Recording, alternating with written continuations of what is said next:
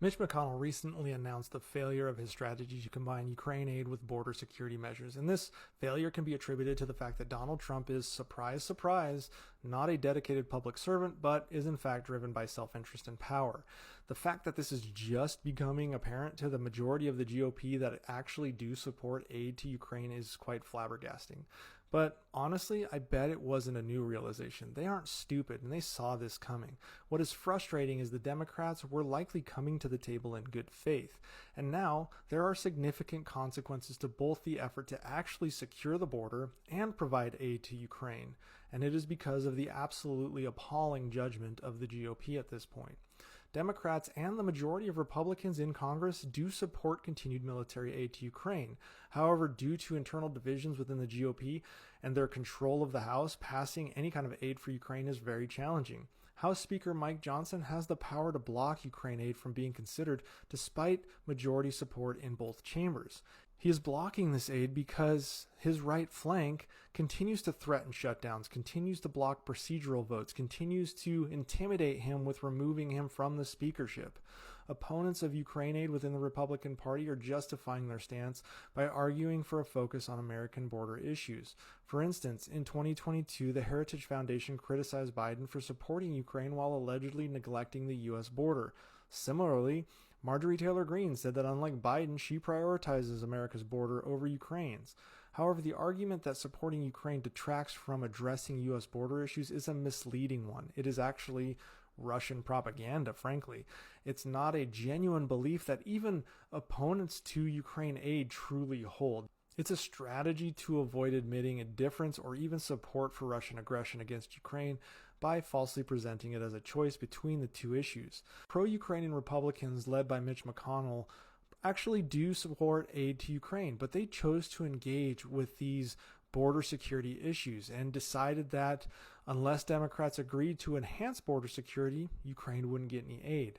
Pro-Ukrainian Republicans knew the trade-off argument was baseless, but still indulged it, hoping to appease their anti-Ukraine counterparts, hoping to avoid another debacle with finding a new speaker. Mark Thiessen, a Republican Russia hawk, wrote last fall that America being a superpower can manage both border security and its global leadership role, and he was correct.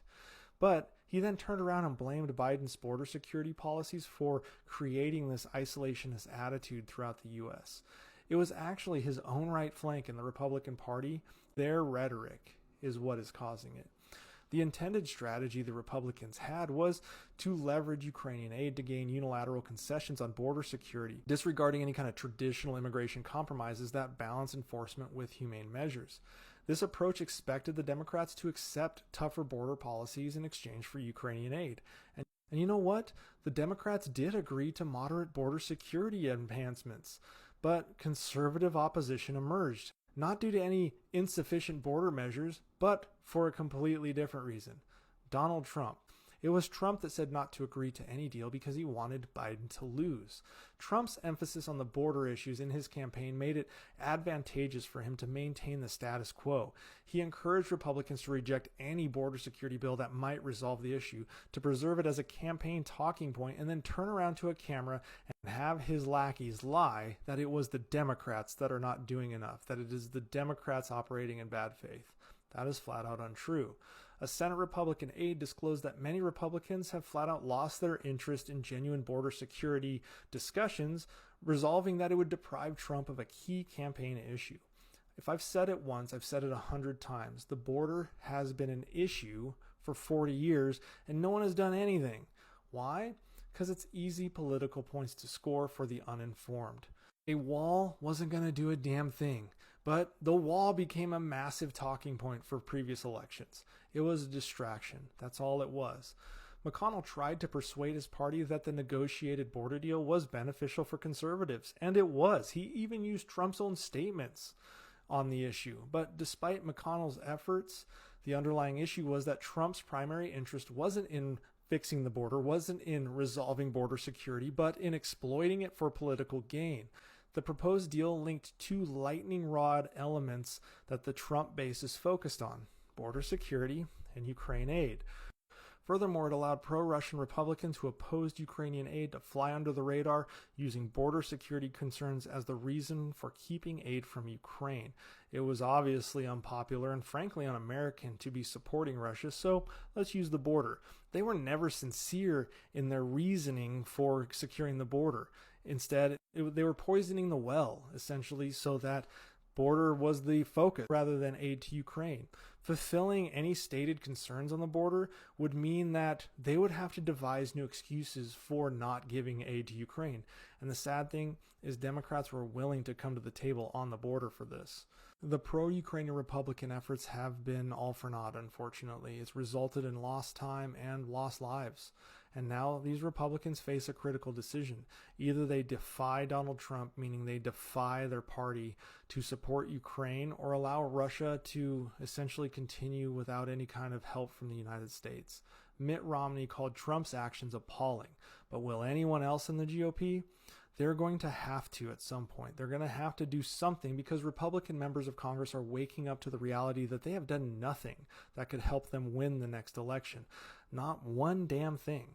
They won't help Ukraine. They haven't fixed the border. They won't even allow procedural votes. They blocked the appointments of generals, and they've operated in bad faith, whether they meant to at this point in the game or not. So what do we need to do as us, the people? As the sane moderate wing of the Republican Party, what do we need to do? Well, we need Trump to lose his primaries. That is how his power will wane. That is how we can find a way for congressional Republicans to grow a big enough sack to separate Ukraine from the border finally so we can push it through. That is what is needed. The more people that show up to kiss the Trump ring, the more that people bow to Trump's will because he will, quote, get them elected, which has never been true. Trump has lost more elections through endorsements than damn near anyone I can remember. And the more people who toss their morals and values aside so Trump can maybe have a chance at winning, the more likely we won't see any aid to Ukraine, nor for that matter, any border reform, ever. He wants the U.S. to fail because it means Biden failed.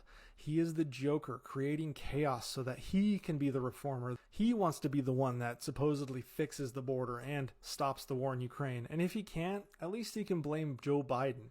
But until then, he wants all of us, including Ukraine, to wait another year. We can't wait that long. His actions have hurt America's standing on the international stage, and we have to stop it. And only we can.